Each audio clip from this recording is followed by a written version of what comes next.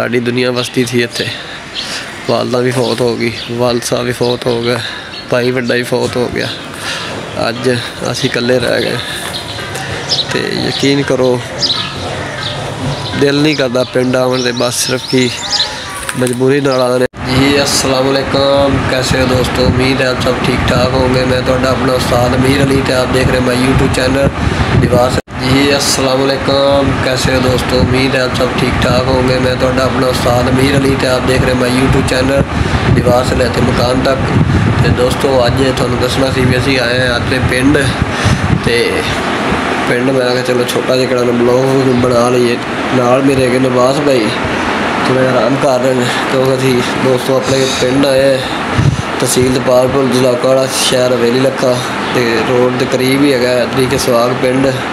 तो मैं सोचा यार छोटा जिहा एक निक्का जिहा किसी ब्लॉग ही बना लीए तो ब्लॉग के थोड़ा जिहा दसना सी भी यार साडे नाल की बीती है। तो अज थोड़ा जिहा दिखा रहे असीं आदा जिहड़ा ना घर का रूटीन घर विखा भी यार साढ़े घर के हालात की हो गए। कोई वो वक्त होंदा सी भी साडी इत्थे दुनिया बसती थी, अज वेख लो सब कुछ ही साडा उजड़ गया। तो सब तो पहले तुहानूं अपना घर विखाने, उस तो बाद फिर गल करने।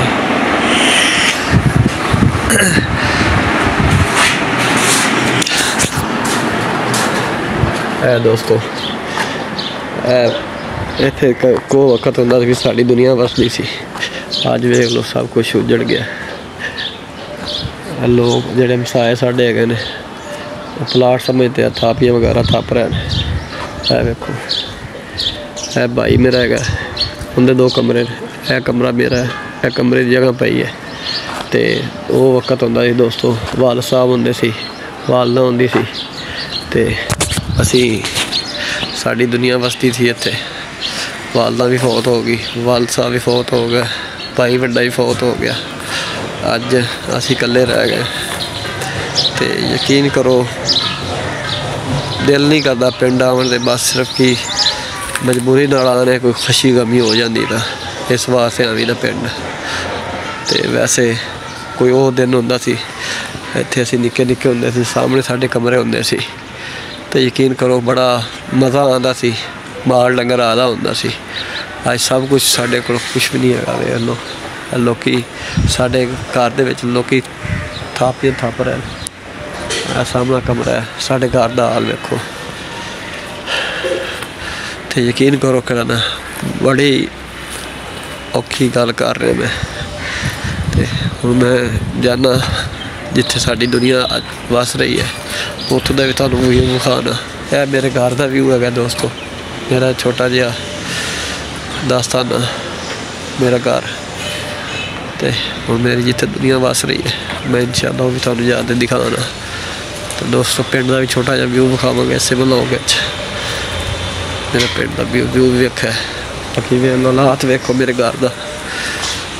मगरों घर प्लाट लोगों ने समझ लिया, कोई गल नहीं, खैर कोई वक्त आया इंशाअल्लाह आवांगे। फिलहाल तो असीं यार परदेसी है। तो मैं सोचा यार तुहाडे नाल छोटा जिहा ब्लॉग भी शेयर कर लईए। तो चलने जिथे साडी दुनिया वसदी पई वो भी तुहानूं दिखाने भी कित्थे साडी दुनिया वसदी है। तो चलने उत्थे पहुँचने।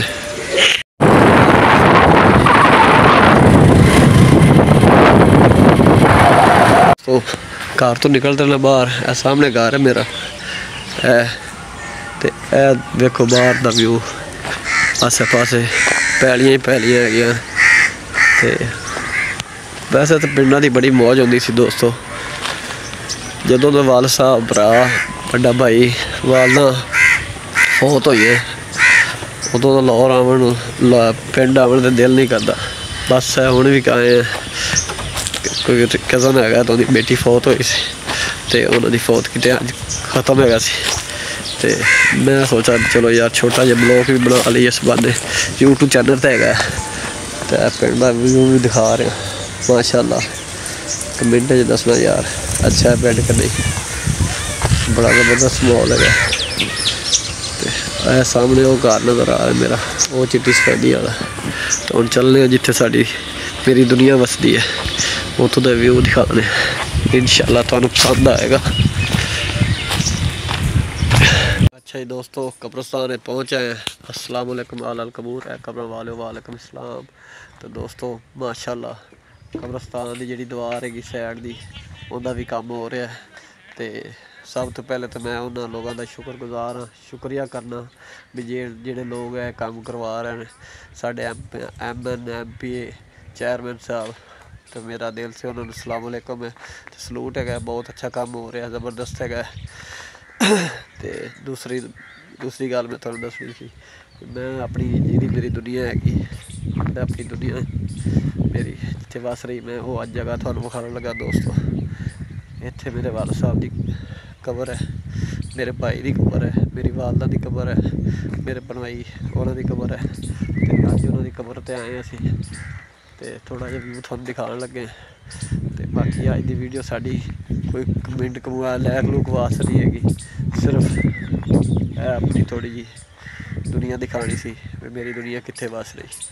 तो दोस्तों अज की वीडियो इस वास्ते हैगी भी जिन्ने लोग साड़ी वीडियो वेख रहे हैं तो दुआ करना, तो जो फौत हो गए दुनिया तो चले गए उन्होंने वास्ते भी दुआ करना, अल्लाह ताला उन्होंने मखरत अता फरमाए। तो बाकी अज की वीडियो साड़ी सिर्फ इन्ने तक हैगी सी। अगर साड़ी वीडियो अच्छी लगे तो कमेंट च आमीन लिख देना। अल्लाह हाफिज़।